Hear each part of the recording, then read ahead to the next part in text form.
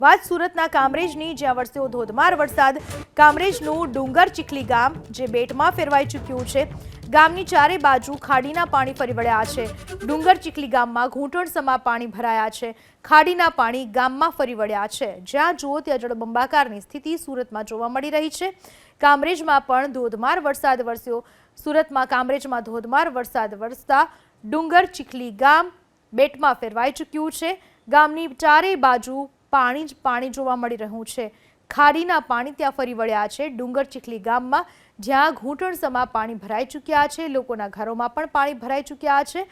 લોકો ઘરમાંથી બહાર ના નીકળી શકે એ પ્રકારની સ્થિતિ સર્જાઈ છે. નદી નાળાઓમાં જ્યારે નવા નીરની આવક થઈ છે ત્યારે સુરતની ડોસાવાડા ડેમની જળસપાટી પણ વધી છે. સુરતનો ડોસાવાડા ડેમ જેની જળસપાટીમાં વધારો થયો છે. ડેમની જળસપાટી વધતા મીંઢોળા નદીમાં પણ ઘોડાપૂર આવ્યું. મીંઢોળા નદીના પાણી તલાવડી અને કોટની સામેના વિસ્તારમાં ઘૂસી ગયા.